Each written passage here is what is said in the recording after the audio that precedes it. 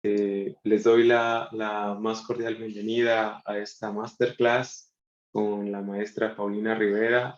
Bienvenida a la Universidad de Monterrey. Paulina, muchas gracias por aceptar la invitación y bienvenidas todas y todos los estudiantes de Ciencia Política y Relaciones Internacionales de la universidad. Y sin más preámbulo, pues damos la bienvenida y pasaré a leer una reseña de la maestra Paulina en aras de darle ya la palabra a ella.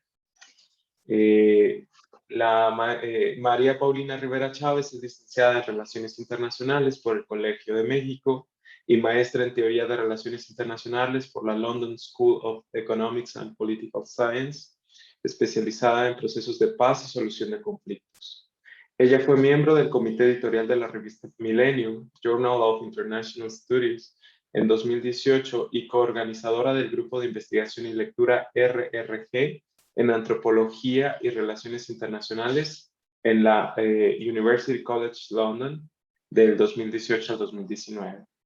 Del 2015 al 2017 se desempeñó como asesora del subsecretario para Asuntos Multilaterales y Derechos Humanos. Fue encargada de dar puntual seguimiento a los temas de desarrollo, cambio climático, biodiversidad, reforma del sistema de Naciones Unidas y aquellos relacionados con la Organización de las Naciones Unidas para la Educación, Ciencia y Cultura. Y actualmente es directora del Centro de Investigación Internacional del Instituto Matías Romero.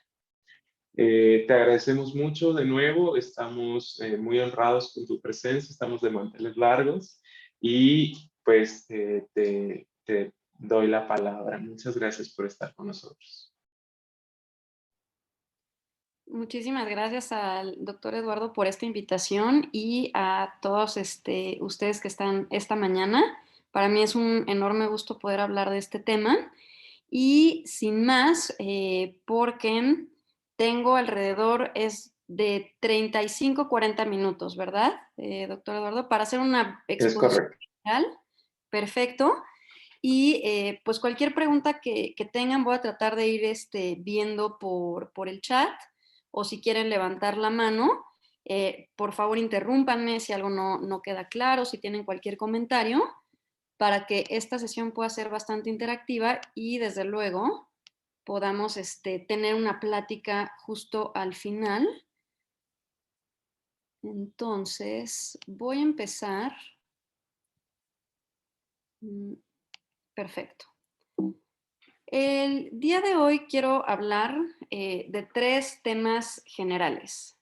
El feminismo en las relaciones internacionales y por último, el tema principal de la ponencia de hoy es la política exterior feminista. Lo que quiero explicar primero es cuáles han sido las aportaciones que tienen los distintos tipos de feminismo y de qué manera los podemos entender dentro de la disciplina de relaciones internacionales y cuáles han sido las principales aportaciones de estos enfoques teóricos que, como explicaré más adelante, no es uno, no son monolíticos, además tienen muchas diferencias entre ellos y conviven al mismo tiempo en la disciplina.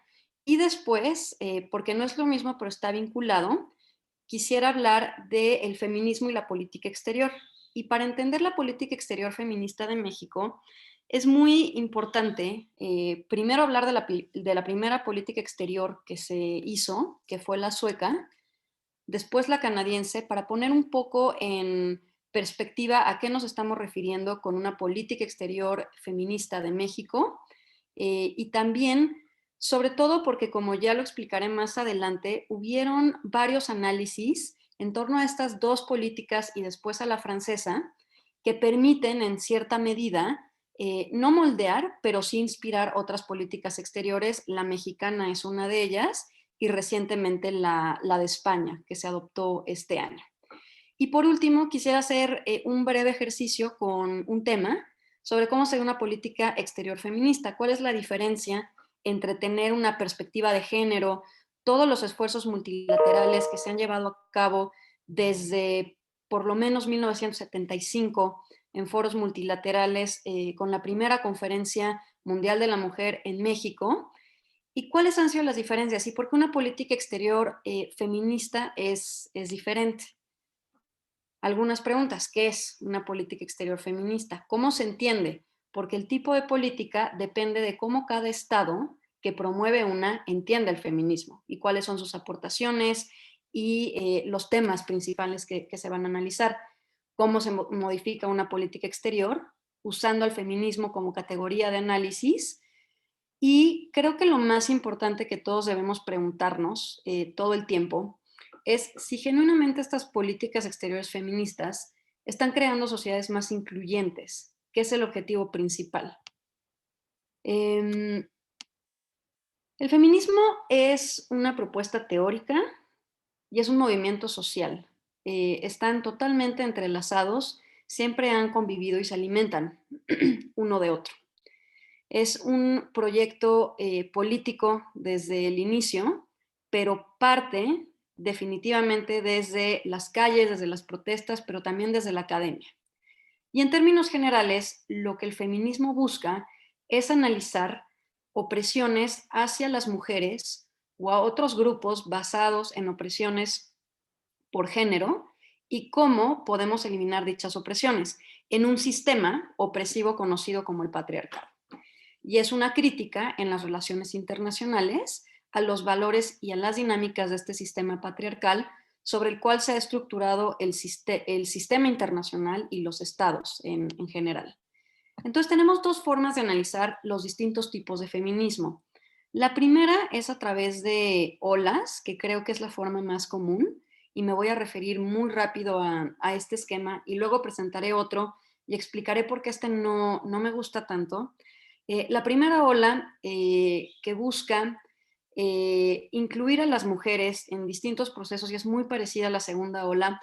Estos movimientos sufragistas es reclamar un espacio público para las mujeres de representación, alegando que existe algo distinto que se llaman mujeres, son, insisto, diferentes a lo que es su nombre, es un tanto esencialista, es definir qué es una mujer y que las mujeres tienen ciertas características femeninas que las hacen pacíficas, por ejemplo, y por eso deben ser tomadas en cuenta en la política internacional, la política en general. Me estoy refiriendo a las olas en la disciplina de relaciones internacionales. La segunda ola, y es la que alimenta la mayoría de los procesos multilaterales, si vemos las fechas, la década de los 60, 70, 80, 90, en Naciones Unidas. Estas grandes discusiones de la Conferencia Mundial de la Mujer, la plataforma de Beijing, de acción de Beijing del 95, la CEDAW, es decir, diversos procesos en mecanismos multilaterales que justo lo que buscan es dar o poner en igualdad de condiciones a los hombres y mujeres, dando los mismos derechos y la representación. Esta idea de el derecho a participar en la vida económica, en la vida pública, a derogar ciertas instituciones o ciertas leyes que impedían a una mujer por el hecho de ser mujer no poder heredar propiedad, por ejemplo. Este tipo de cuestiones están muy presentes, incluso si vemos en estos instrumentos internacionales, realmente se habla de los derechos de las mujeres son derechos humanos, se les debe dar igualdad, se debe procurar que haya una representación, que haya mujeres en puestos de toma de decisión, y bueno, esta es la discusión en general. La tercera ola de los feminismos lo que analiza es, o más bien hace una crítica de las olas anteriores. ¿Por qué? Porque se toman en cuenta, al final del día, experiencias de grupos muy particulares de mujeres, sobre todo en Occidente, en Estados Unidos, en Europa, y de una clase específica. Cuando se habla de derechos laborales, cuando hablamos de representación, estamos pensando en un grupo muy particular. Y lo que la tercera ola dice es qué pasa con otras vulnerabilidades, qué pasa con este feminismo profundamente liberal que no toma en cuenta otro tipo de opresiones. Las mujeres que son discriminadas, además de por cuestiones de género, por cuestiones de raza, preferencia sexual. Aquí entra este concepto que más adelante voy a analizar con más detalle, que es interseccionalidad, la teoría queer, eh, y la comunidad o el feminismo LGBTQ es muy importante en esta tercera ola. Y también hay varias críticas a conceptos como la interseccionalidad, que al final del día siguen esencializando ciertas ideas, siguen categorizando a las personas, conceptos, por ejemplo, de críticas hacia la idea del capitalismo como una estructura opresiva, que lo único que hace el capitalismo es absorber a distintas comunidades. Un ejemplo, ¿no? Ir a comprar una playera para una marcha a favor de la comunidad LGBTQ, Love is Love, de $500, ¿no? O sea, estas críticas a estas dinámicas que suceden, podemos hablar de que actualmente estamos en una cuarta ola. Sin embargo, lo que es importante destacar es que las olas, aunque parezca que tienen cortes temporales, no es así. Hoy en día conviven elementos de prácticamente todas de forma diferente. Entonces, para mí, es mucho más fácil analizar el feminismo con el esquema de modernidad y posmodernidad. El feminismo liberal, muy presente en la primera y en la segunda ola, que habla de derecho, de representación, tiene que ver con esta idea moderna del positivismo, de un esencialismo, de que es un hombre, que es una mujer, y que hay una realidad objetiva que nosotros podemos ver, que nosotros podemos analizar y podemos estudiar. El mundo existe más allá de nuestras acciones y nosotros, como personas racionales, podemos entender ese mundo y lo podemos mejorar. Y es esta idea siempre del progreso moderno. Si nosotros entendemos cuáles son las causas de opresión hacia un grupo, podemos analizarlas y podemos modificarlas. Y estas tres enfoques feministas parten de esa premisa. Insisto, el liberal tiene que ver con las teorías liberales de representación, derecho, propiedad privada. Tenemos a los feminismos radicales, que dicen que las mujeres efectivamente son distintas, pero no solo son distintas, tienen un conocimiento más objetivo del mundo por haber estado en esta y seguir en esta posición de opresión. El feminismo radical lo que busca es destruir la estructura del patriarcado, más allá de poner a las mujeres en igualdad de condiciones en la estructura que ya existe. Por eso es un feminismo bastante radical. El feminismo socialista, inspirado en la teoría marxista. El patriarcado es una estructura de opresión hacia las mujeres, pero el problema es el sistema capitalista. El problema es que las mujeres no tienen acceso a los medios de producción. Las mujeres, al quedarse en casa por normas sociales, no tienen derecho al trabajo. Y el trabajo que hace una mujer o que lleva a cabo es una labor no remunerada. Es un trabajo de cuidado, por lo general, son trabajos informales y de cuidado a los hijos, a los adultos mayores. Y este sistema capitalista de explotación es lo que perpetúa que las mujeres sean un grupo oprimido. La posmodernidad parte de la premisa de que todo está socialmente construido. Todos nosotros, los seres humanos, creamos significados de manera constante y estos significados cambian dependiendo de las relaciones de poder, dependiendo del lenguaje. Lo que hoy consideramos bueno era distinto hace 20, 30, 100 años y será distinto dentro de 100 años. No hay una esencia de la idea de la justicia, no hay una esencia de lo que es un hombre o una mujer, de lo que es femenino, de lo que es masculino. Todas son construcciones sociales y discursivas que dependen de las relaciones de poder.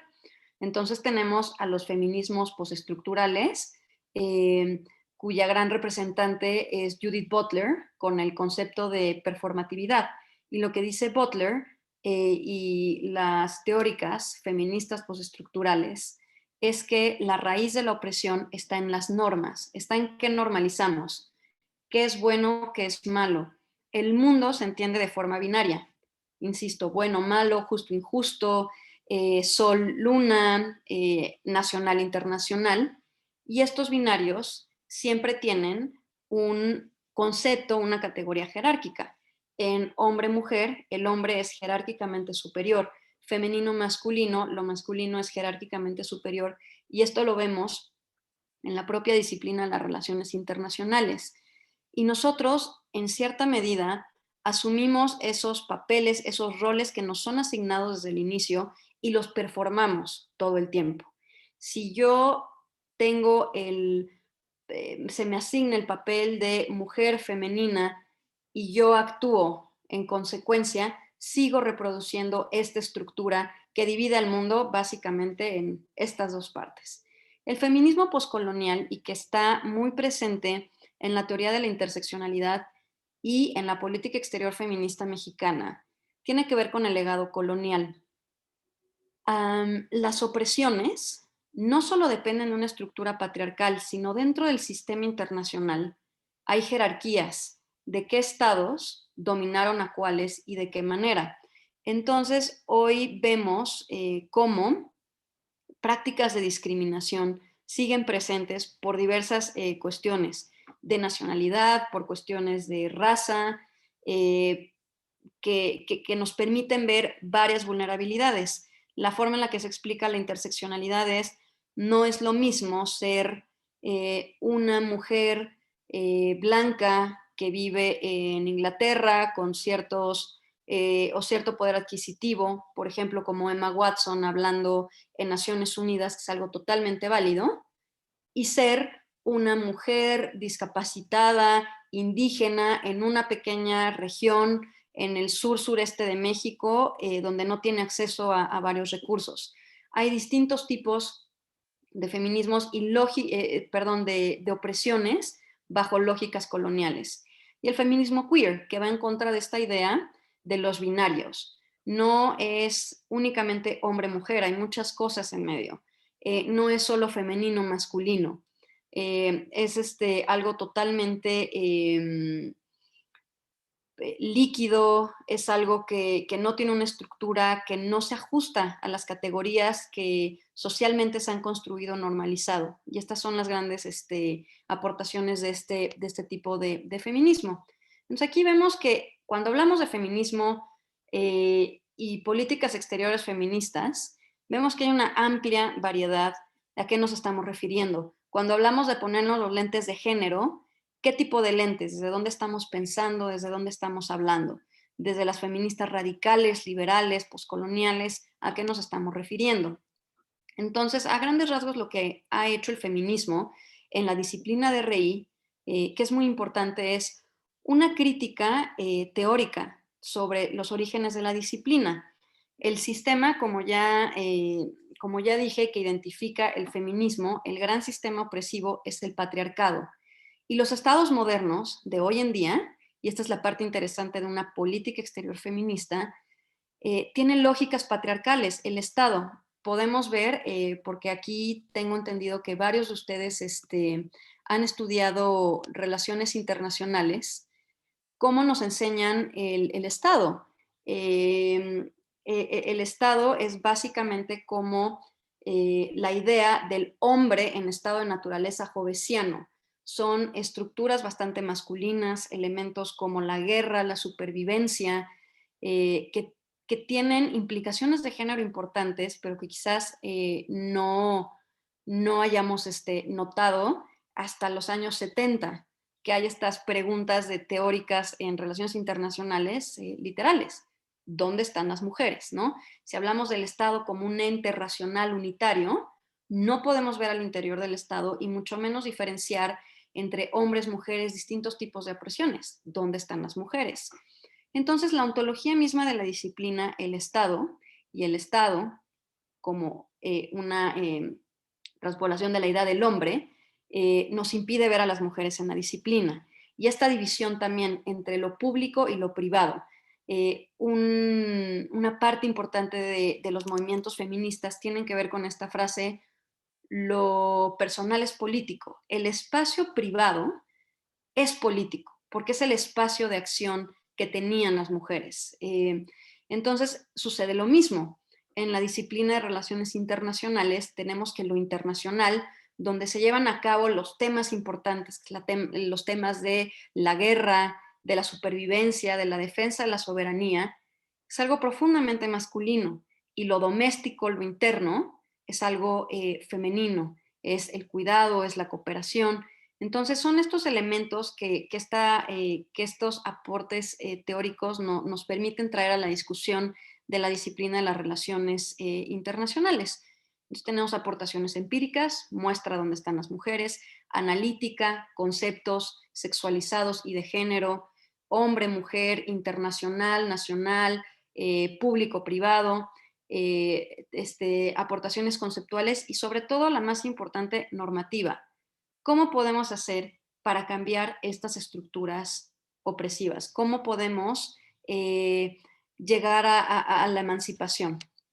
Que es lo que busca al final del día las políticas exteriores feministas. Entonces, la política exterior adolece del mismo mal que la disciplina de relaciones internacionales en sus orígenes. ¿Qué es la teoría clásica de la política exterior? Tenemos estos conceptos de nuevo: anarquía, supervivencia, guerra, interés nacional. Y entendemos por lo general la política exterior como el comportamiento de los estados. Recordemos los estados construidos en esta idea bastante patriarcal, en la que cuando hacemos un análisis de política exterior, la crisis de los misiles de Graham Allison es un proceso de toma de decisión burocrático, pero nadie se pregunta eso qué implica. Cuando se analiza una política exterior, se ve adentro de las estructuras del Estado quién era el jefe de Estado, quién era el ministro de Asuntos Exteriores, quién estaba a cargo de A, B, C, pero no analizamos la parte de género, no nos ponemos los lentes de análisis de género, viendo, por ejemplo, que la diplomacia era una labor histórica de hombres. Incluso, si hoy lo vemos, si vemos hoy en día, las funciones del Estado, en una medida importante aún, recaen en hombres, jefes de Estado, jefes de gobierno, y esto no era cuestionado en la política exterior. Insisto, era un análisis de proceso toma de decisión burocrático. Sigue habiendo, al igual que en la disciplina, una ausencia de género y de mujeres en este análisis de política exterior.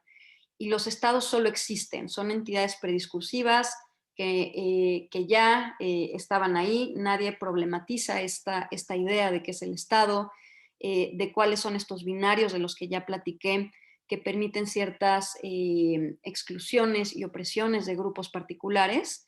Y bueno, la política exterior clásica parece ser, como lo cita este teórico que a mí me gusta mucho, Campbell, el despliegue externo de la razón instrumental en nombre de una identidad que no ha sido problematizada.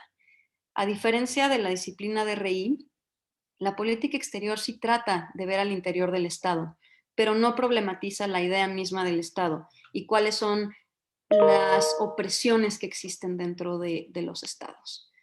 Una política exterior feminista, por el contrario, lo que busca hacer es precisamente poner el acento en cuáles son estas opresiones, cuáles son estas categorías al interior de los estados. Y realmente no hay muchos análisis todavía sobre qué es una política exterior feminista, al ser bastante reciente, pero hay algunas aproximaciones. Sobre todo hay estos análisis que con mucho gusto les puedo compartir por si les interesa seguir hablando del tema. Este creo que es uno de los artículos más citados sobre política exterior feminista de Agestam, Bergman, Rosmond y Kronsel, suecas, que hacen un análisis de la política exterior feminista. Y el argumento es normativo.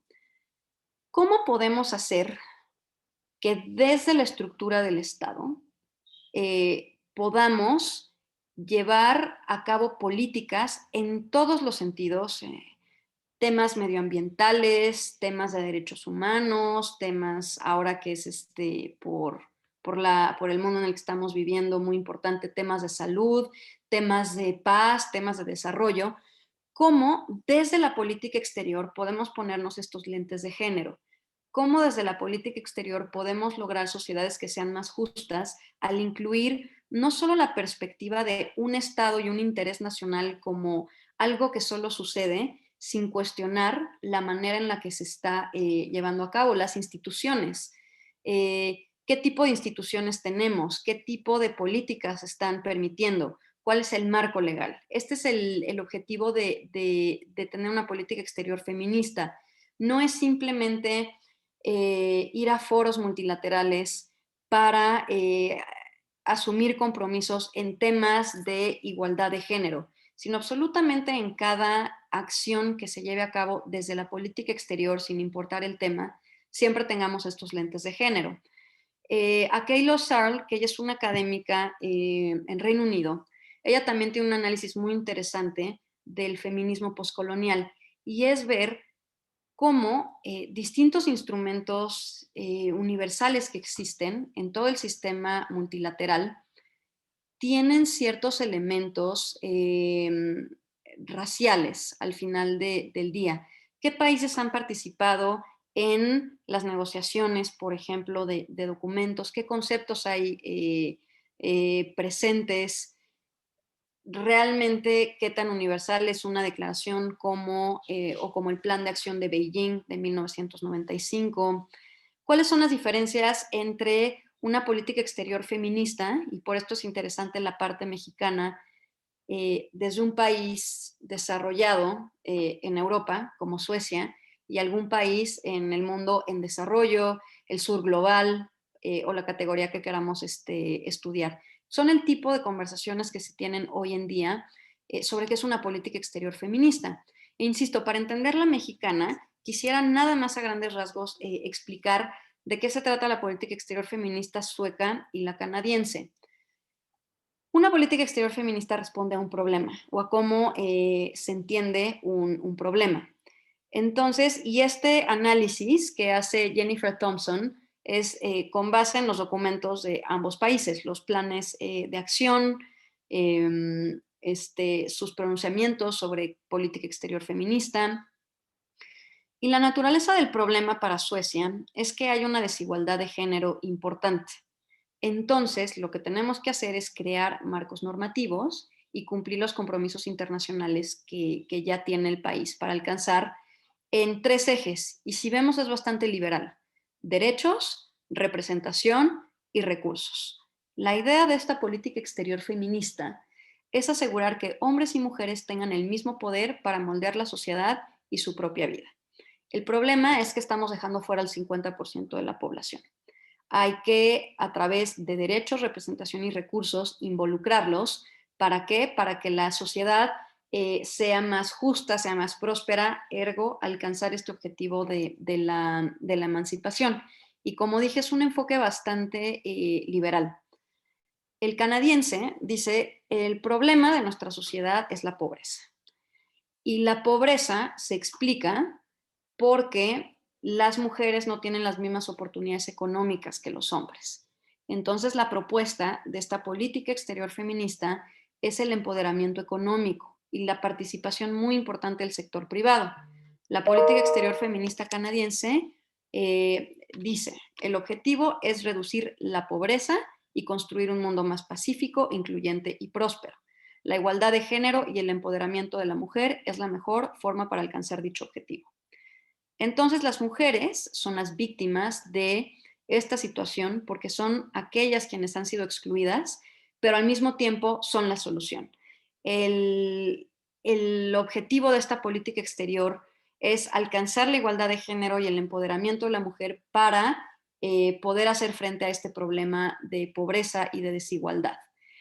También tiene diversos ejes enfocados en crecimiento económico, participación del sector privado, empoderamiento de mujeres y niñas, dignidad humana, acción climática por los efectos diferenciados que tiene el cambio climático en las mujeres, y la gobernanza inclusiva. También hay un elemento en ambas políticas exteriores feministas muy importante de cooperación internacional para el desarrollo. Y ya teniendo esta antesala, me gustaría justo leer cuál es la definición de la política exterior feminista de México. Es un conjunto de principios que buscan desde la política exterior orientar las acciones gubernamentales para reducir y eliminar diferencias estructurales, brechas y desigualdades de género con el fin de construir una sociedad más justa y más próspera.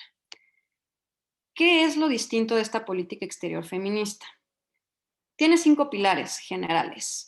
Perspectiva de género en todas las acciones de política exterior, que es lo que yo ya había platicado hace unos momentos. Esta idea es, y es la idea de la política exterior en general, cualquier iniciativa que se presente en cualquier foro multilateral, en cualquier reunión bilateral, en cualquier acción de política exterior, siempre tenemos que tener los lentes de género. Si vamos a hablar sobre desarrollo, inmigración en Centroamérica, todas estas discusiones siempre tienen que tomar en cuenta las vulnerabilidades de las personas y a quienes van dirigidas estas políticas con base en el género. Si estamos discutiendo el tema de cambio climático en la Conferencia de las Partes en Madrid, vamos a impulsar una declaración sobre igualdad de género, efectos diferenciados del cambio climático. En Alianza del Pacífico, una alianza en principio económica, comercial, entre 4 países. Bueno, México en la última cumbre hizo una declaración sobre igualdad de género en la Alianza del Pacífico. Cada área de la política exterior, aunque no esté directamente vinculada a un tema de derechos humanos o de género, se va a impulsar una política exterior feminista. Paridad en puestos de toma de decisión. Como ya lo habíamos visto en los análisis de la disciplina de relaciones internacionales y la política exterior, ¿dónde están las mujeres? Mucho tiempo, por estas estructuras patriarcales y esta idea inicial de la idea del Estado, las mujeres eran relegadas al ámbito privado y no participaban de las discusiones públicas. Uno de los grandes objetivos de esta política exterior feminista es visibilizar a las mujeres, el cuarto pilar, pero también asegurar que haya una igualdad de oportunidades y sobre todo paridad en puestos de toma de decisión. Número de embajadoras, número de candidaturas de México presentadas en foros multilaterales, funcionarias que trabajan en la Cancillería de Relaciones Exteriores, y esto es importante, en puestos de toma de decisión. En la Secretaría de Relaciones Exteriores, en el Servicio Exterior Diplomático, hay 2 ramas principales, la técnico-administrativa y la diplomático-consular. Y vemos que hay una disparidad en el número de hombres y mujeres entre una y otra. En la rama técnico-administrativo, por lo general vemos una mayor paridad, pero por el origen de esta rama eran cuestiones o temas mucho más administrativos, secretariales, presupuestales, a diferencia de la otra rama. Entonces, esto es lo importante, no es solamente tener a más mujeres participando en la Cancillería, es en puestos de toma de decisión. Atención a la violencia, que esto es un tema muy importante y no lo vemos realmente en ninguna de las otras 2 políticas exteriores feministas por su contexto. Sí hay una agenda importante en la Agenda Internacional de Mujer, Paz y Seguridad, tanto en Suecia como en Canadá, pero esa no está enfocada a cuestiones internas o nacionales, sino a la política que estos países despliegan en el Consejo de Seguridad, en otros foros, en las tropas de operaciones de mantenimiento de la paz. Es un poco más orientado en este sentido. El pilar número 3 de la política exterior feminista atiende a la violencia que existe en el país, en diversas instituciones. ¿Por qué? Porque no puedes tener una política que busque eliminar las brechas estructurales y las desigualdades si persisten situaciones de violencia. Visibilizar las aportaciones de las mujeres. No es únicamente buscar una paridad en puestos de toma de decisión, sino desnormalizar esta idea de que hay diferencias entre hombres y mujeres, visibilizando todas las aportaciones que hacen las mujeres. Hay una historia muy importante no escrita de las mujeres diplomáticas del siglo XVIII, XIX, que nunca es contada. Si nosotros analizamos la historia diplomática mexicana, desde los cancilleres hasta embajadores, vemos que no se visibiliza aportaciones de mujeres como Amalia de Castillo Ledón y otras figuras muy importantes. Y es esta idea, vamos a visibilizar cuáles son las aportaciones de las mujeres en foros multilaterales, en iniciativas, en absolutamente todas las acciones de política exterior. Y el más innovador tiene que ver precisamente con interseccionalidad, promover un enfoque interseccional. ¿A qué me refiero? Bueno, esto es lo que ya expliqué de cada uno de los pilares. Aquí teníamos las dos políticas exteriores de los otros países. La mexicana lo que identifica son diferencias estructurales, brechas, igualdades de género. Y el objetivo es la construcción de una sociedad justa, próspera y una coherencia entre política interior y política exterior. El objetivo con estos 5 pilares, al final del día, es atender causas estructurales, y la idea de la interseccionalidad, a lo que se refiere o lo que reflejan, es que la estructura en general del país, su historia, su identidad, está marcada por distintas categorías y distintas vulnerabilidades. Hay una desigualdad económica importante, hay una población indígena muy importante y mucho tiempo rezagada, hay personas en situación de discapacidad que no son incluidas necesariamente en ciertas políticas, hay vulnerabilidades por cuestiones de preferencias sexuales, por cuestiones de raza. Entonces, el problema que se identifica desde la política exterior feminista de México es cómo atender distintas vulnerabilidades, cómo construir una sociedad más justa y próspera atendiendo estas causas estructurales. Y esa es la diferencia entre las otras políticas exteriores que ya presenté. Y estas políticas las quise analizar, son quizás no la antesala de la política exterior feminista de México, pero sí promovieron varios análisis cuando surgen. Y, por ejemplo, 2 personas muy relevantes para estos análisis han sido Lyric Thompson y Clement, que hacen varias consultas en varios observatorios de política exterior feminista, think tanks que se crean para analizar qué es esto que propone Suecia, y dicen que uno de los términos que más ha sobresalido como un ingrediente esencial, lo llaman, para cualquier definición, es la interseccionalidad de Kimberly Crenshaw.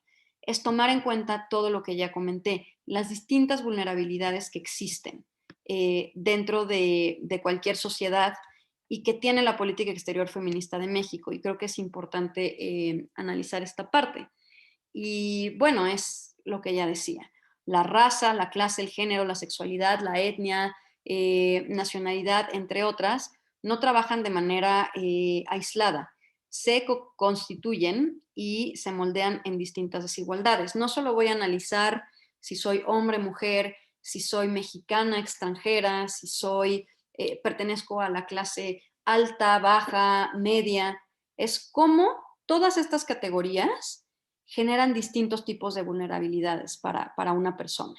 Es mujer, pero además vive en una comunidad alejada, además tiene un bajo nivel educativo por la falta de posibilidades, y es un pueblo indígena. ¿Cómo todas estas vulnerabilidades influyen en quién soy y en qué tipo de políticas se tienen que llevar a cabo para lograr el objetivo final, que es la emancipación, es lograr sociedades más justas, prósperas e incluyentes, que es la idea de la política exterior feminista. Entonces, no hay una definición unitaria, cada país determina qué opinan, no qué opinan, cuáles consideran que son los grandes problemas que se pueden atender desde la política exterior feminista, y pues como ya vimos, hay una variedad de definiciones muy, muy importantes. Aquí estas 12 académicas, Lyric Thompson y Rachel Clement, hacen una propuesta general de cómo se podría ver una política exterior feminista. y es la política de un Estado que define sus interacciones con otros estados y movimientos. Es importante reconocer que el sistema internacional, aunque el Estado sigue siendo la unidad de análisis más importante, no es la única, otros estados y movimientos, de manera que prioriza la igualdad de género y consagra los derechos humanos de la mujer y otros grupos tradicionalmente marginados, la importancia de la interseccionalidad, que separa recursos, o sea, se necesitan recursos para llevar a cabo políticas, para alcanzar esta visión y que busca interrumpir estructuras patriarcales a lo largo de todos los niveles. Entonces, esta es la idea general de qué es una política exterior feminista, de cómo se podría ver. Y nada más quiero poner un ejemplo final para dejar con algunas reflexiones. Creo que tenemos por lo menos unos 20 minutos para poder debatir. Feminismo, migración y fronteras. Eh, la migración o el movimiento de personas en general es una constante histórica. Lo que ha cambiado es la forma en la que entendemos la migración. A veces es un tema de seguridad, es un tema de desarrollo, es un tema de colonialismo, es un tema incluso racial en muchas ocasiones. Esta diferenciación entre los mexicanos en Estados Unidos son migrantes y los estadounidenses en México son expats. Esta idea de cómo entendemos qué es la migración, cómo entendemos qué es el Estado. El Estado-nación, eh, por lo menos desde la paz de Westfalia en adelante, la idea es mantener la soberanía y la soberanía se da a través de fronteras específicas, negociadas, físicas muchas veces, ¿no? Nuestra frontera norte, en tratados internacionales, en acuerdos bilaterales. Y el Estado, como yo ya lo había mencionado, es profundamente masculino. El Estado se entiende statecraft as mancraft todo el tiempo. El hombre en estado de naturaleza, el Estado en estado de naturaleza anárquico. La soberanía tiene elementos muy importantes de género por esta cuestión de la militarización, por ejemplo, sexualizados, muy masculino, y de raza, estados coloniales, estados colonizados. Y la soberanía y la seguridad del Estado, como ya había dicho, es un concepto profundamente masculino.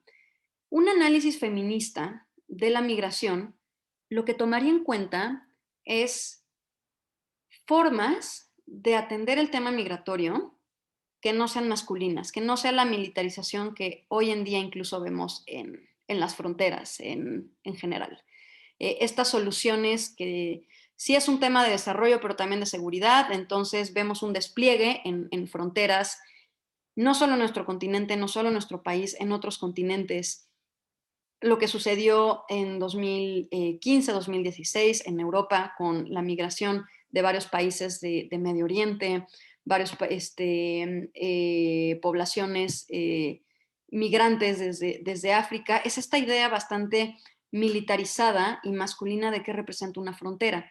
Y también otros temas nos permite ver un análisis de política exterior feminista.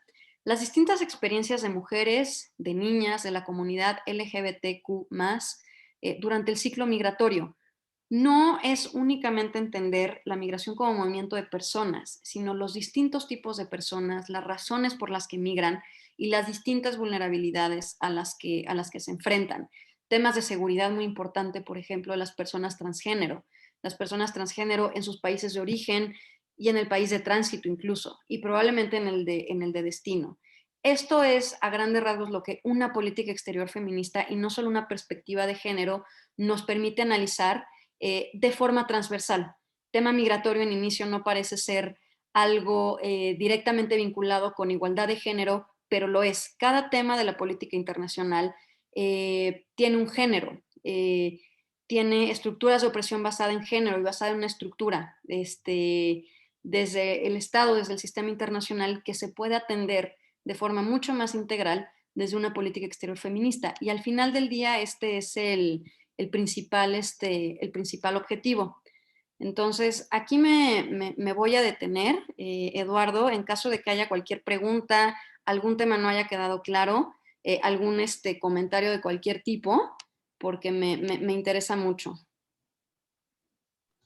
Muchísimas gracias por la presentación. Yo creo que nos has abierto una perspectiva amplia y muy rica para poder dialogar. Yo invitaría a las y los compañeros que puedan liberar su micrófono si tienen algún comentario, reflexión, pregunta. Y yo sí iniciaría con dos comentarios también para que nos pudieses colocar algunas claves. La primera es de que desde muchos análisis se señala que el Estado-Nación está en una grave crisis, ¿no? Es decir, este Estado-Nación de los mediados del siglo XX, el gran Estado fuerte, ya hoy en día está incluso débil, está pues desaparecido, endeble en muchos espacios. En México podría ser que incluso en ciertas partes del país el Estado no sea o sea una cuestión hasta anecdótica, ¿no? Yo quisiera preguntarte en ese sentido, ¿cómo pensar en esta política exterior feminista desde esta lógica de la crisis del Estado-Nación? Y sobre todo pensando en cómo se articula también con el crecimiento del capital, porque es bien interesante pensarlo, la política exterior feminista de Canadá emanada desde el Estado-Nación, pero al mismo tiempo encontramos que los capitales canadienses aquí en México vienen las mineras a cielo abierto, destruyen territorios, extraen minerales y dejan a la población vulnerable, entre ellas claramente, y hay estudios que lo dicen, a las mujeres, ¿no? Son las que son más afectadas.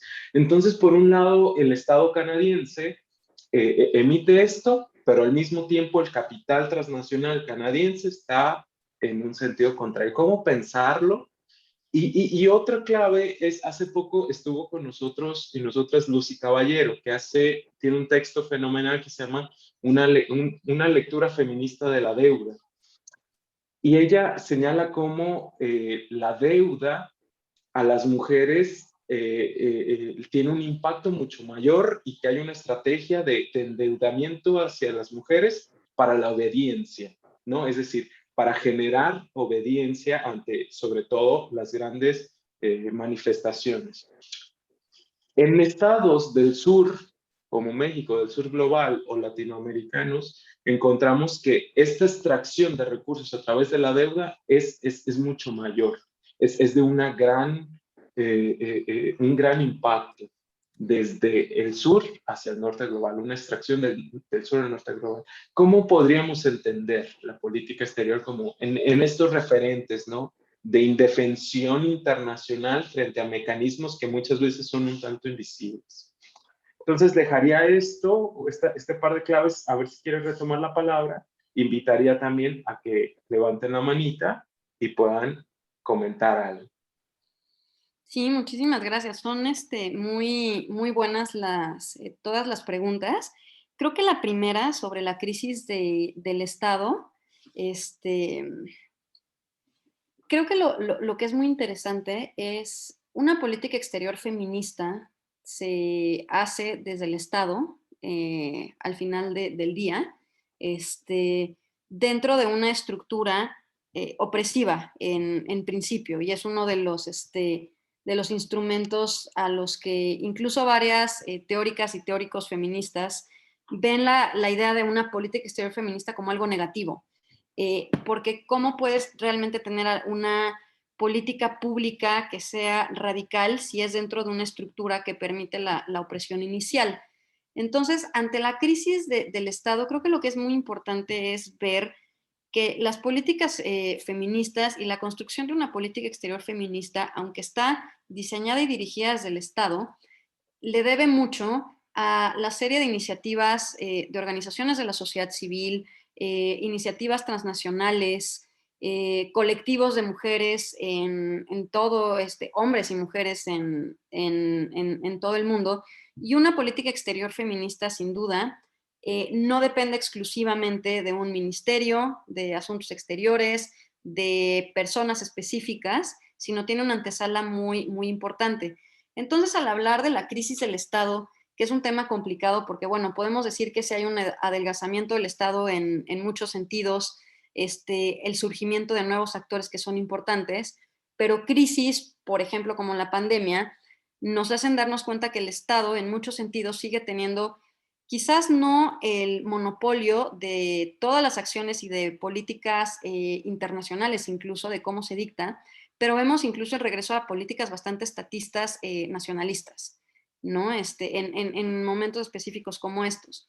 Entonces, quizás lo que diría de esta pregunta muy compleja es la política exterior feminista la podemos entender no como algo exclusivo de un Estado en crisis o no, sino que opera a distintos niveles, distintos grupos, distintas luchas políticas.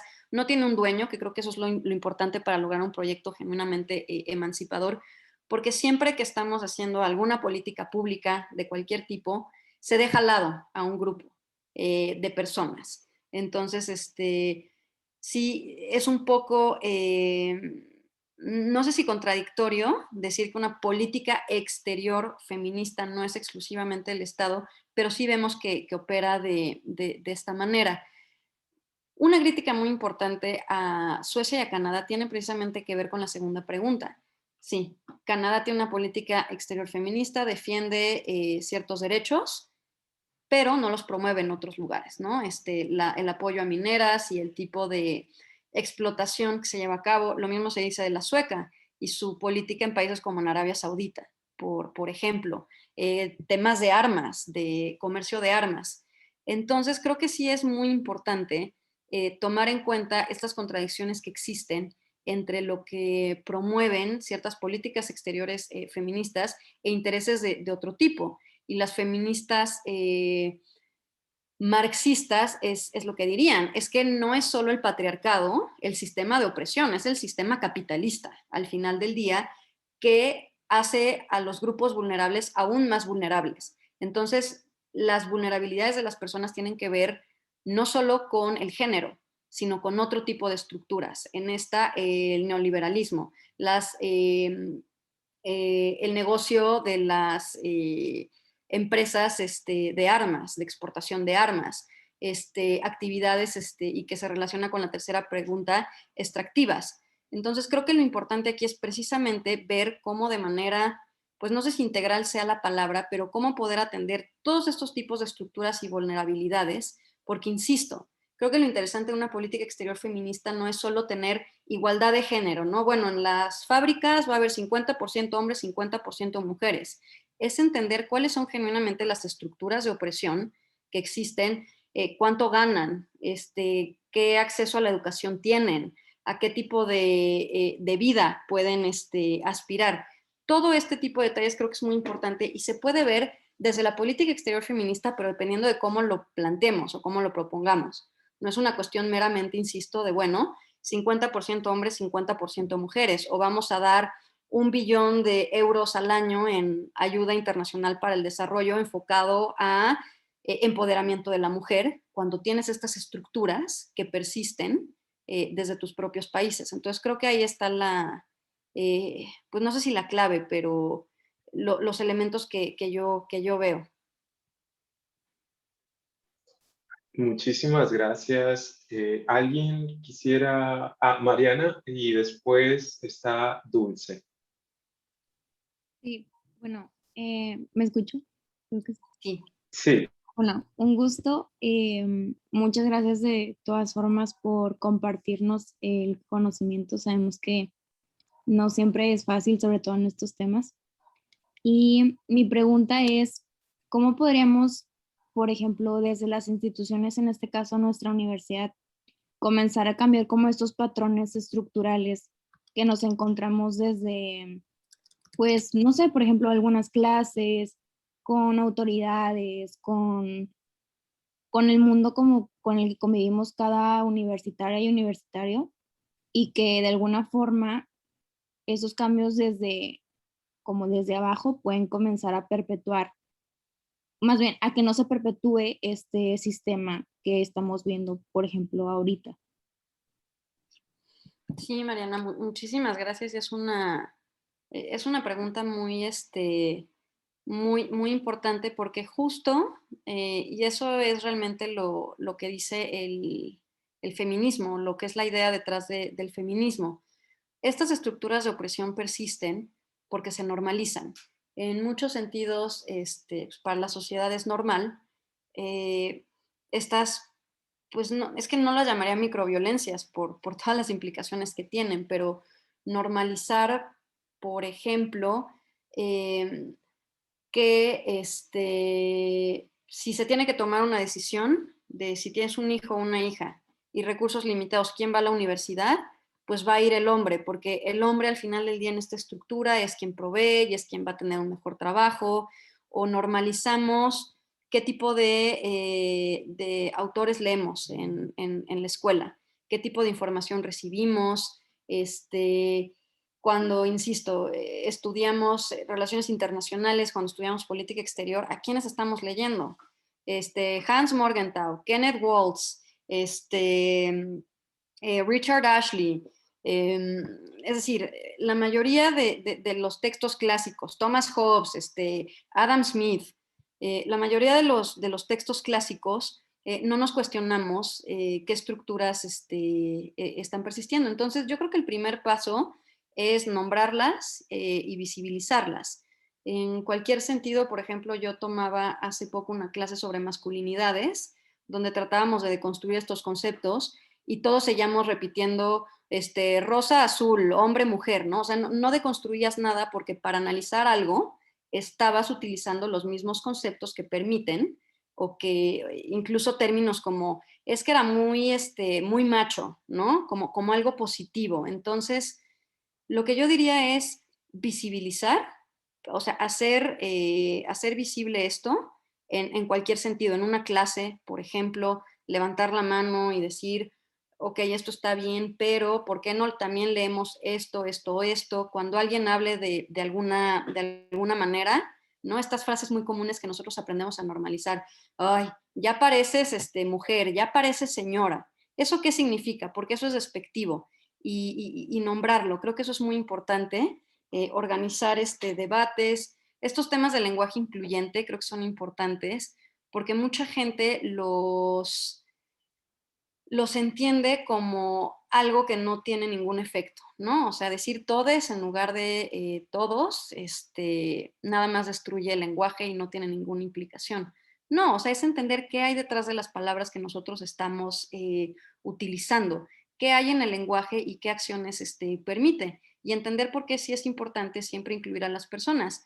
Acciones también pequeñas, preguntarle a las personas cómo prefieren cuando las conoces que te refieras a ellas, ¿no? No asumir un género, no asumir una identidad de una persona. Creo que este tipo de cuestiones nos van a permitir poco a poco dejar de normalizar estas prácticas que nos permiten estas exclusiones. E insisto, yo trataba de hacerlo en la medida de lo posible, incluso con sus lecturas en clase, hasta cuestionar eso, o sea, no qué dice, sino a quiénes estamos leyendo y por qué, desde dónde están hablando.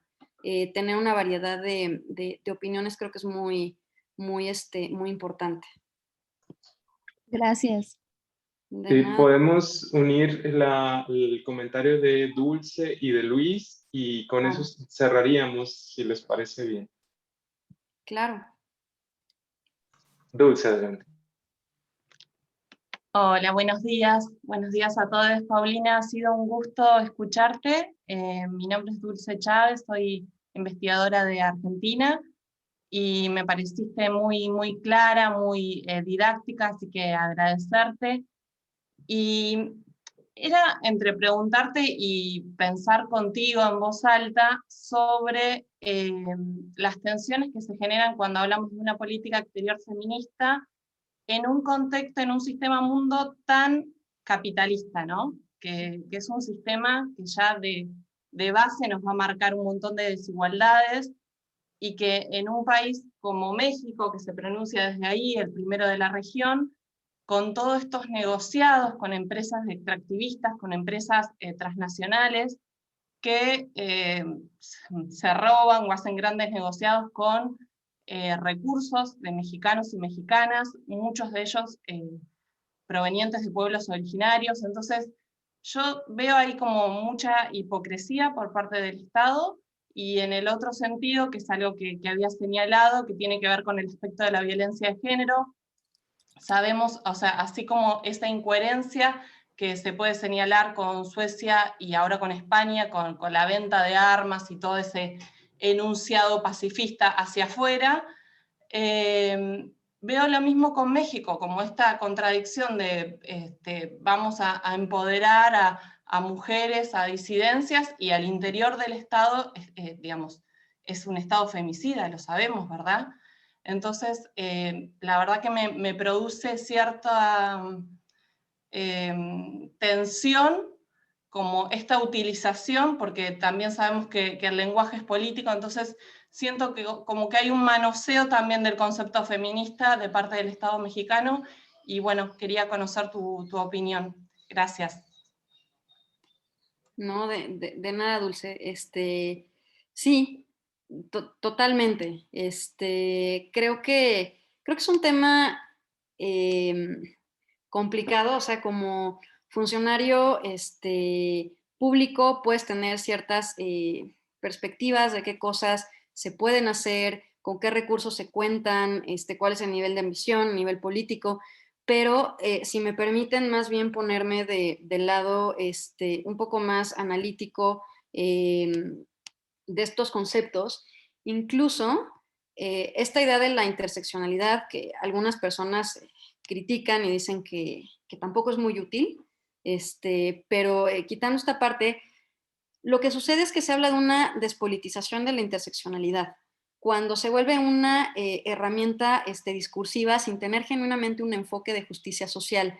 Solamente nombrar ciertas vulnerabilidades y afirmar que la clase, la raza, la etnia, la nacionalidad son son categorías que generan tipo de vulnerabilidades que hay que atender sin realmente estar acompañada de una política. Creo que es lo grave, ¿no? O sea, cómo tener una política exterior feminista que defienda ciertos principios, que quiera el empoderamiento de toda la población, particularmente las mujeres por ser un grupo excluido tradicionalmente, atender violencias estructurales, pero al mismo tiempo no darnos cuenta de que ciertas acciones, como lo que sucede en industrias extractivas, afectan de cierta forma a las mujeres. Yo coincido contigo, Dulce, creo que es una preocupación de muchas personas y no es una cuestión de el feminismo se queda en la academia y en la teoría y nunca se puede llevar a la práctica, porque es un movimiento profundamente académico, social, político,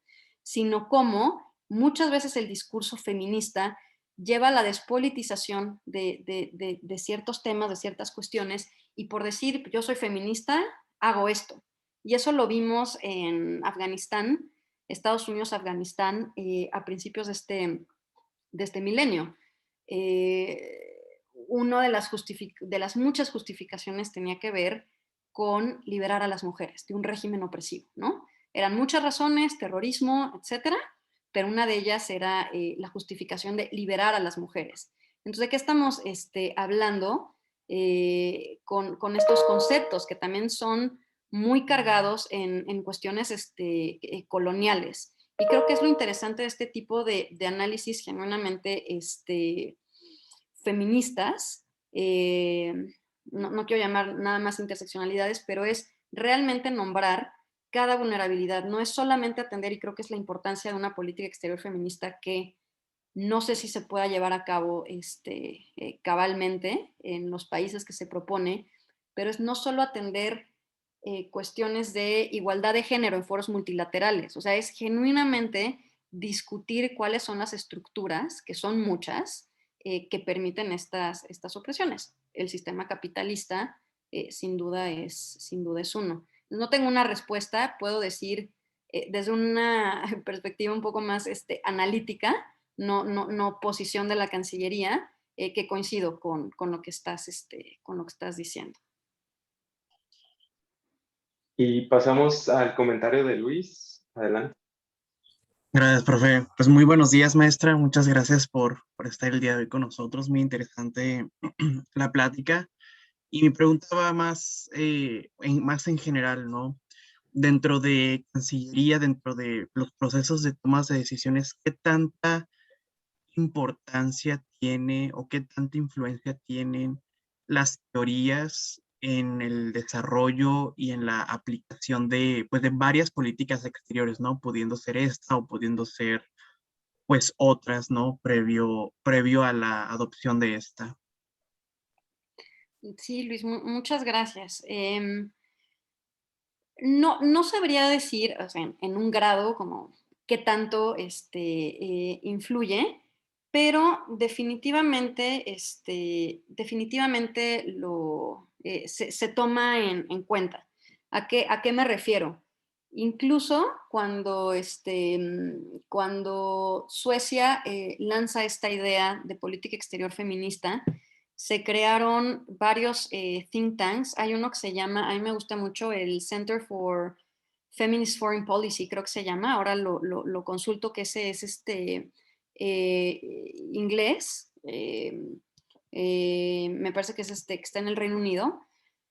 Sí hay varios análisis y no podría afirmar que las personas encargadas de diseñar la política exterior feminista de México necesariamente consultaron estos trabajos antes de hacerlo, pero incluso en estos textos que citaba en mi presentación sobre la importancia de la interseccionalidad de Lyric Thompson y Rachel Clement,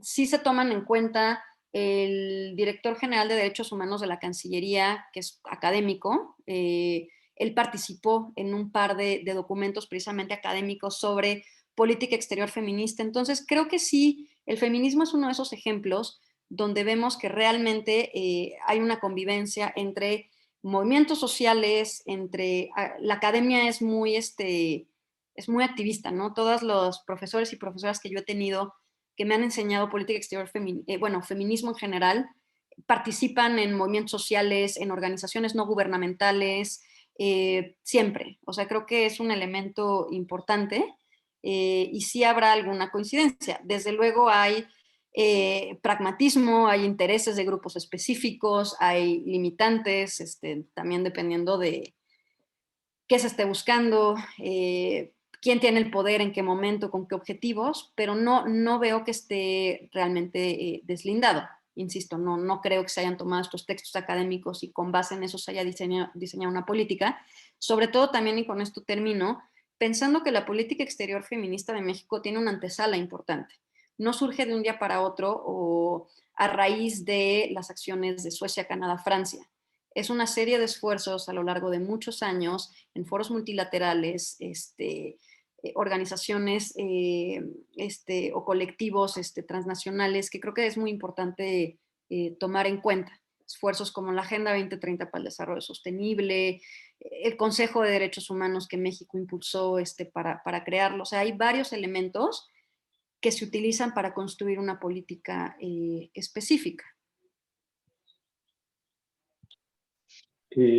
Pues yo creo que nos has dado un montón de claves, nos has problematizado, nos has mostrado un montón de información sumamente interesante para nosotros seguir profundizando dentro de los seminarios de política exterior, también abrir la mirada, que esa es la idea, no siempre abrir la mirada, siempre pensar desde estas diversidades. Y te agradecemos mucho por tu tiempo, por haber compartido el espacio con nosotras y nosotros. Agradecemos la presencia de las y los compañeros que están aquí. Ahí también ya estaremos invitando a Dulce que nos comparta tal vez en un conversatorio, Paulina, porque Dulce es coordinadora del Centro de Estudios en Género y Relaciones Internacionales de la Universidad de La Plata, entonces allá en Argentina. Entonces, como seguir articulando unas miradas latinoamericanas y pensar en cómo construir una realidad, cómo aportar para construir una realidad distinta, una más justa, una más equitativa y más digna para todas y para todos. Pues muchas gracias y seguiremos en contacto. Al contrario, muchas gracias, Eduardo, y a todas las personas. Me gustó mucho poder acompañarlos un rato y ojalá me puedan volver a invitar pronto. Por supuesto, me encantaría ese conversatorio con Dulce, con todas las personas que quieran participar. Yo encantada. En verdad, muchísimas gracias. Te esperaremos ya en el campus en Nuevo León para la próxima, Claro ya en la presencialidad. Ojalá. Hasta luego. Muchísimas gracias. Buen día. Chao.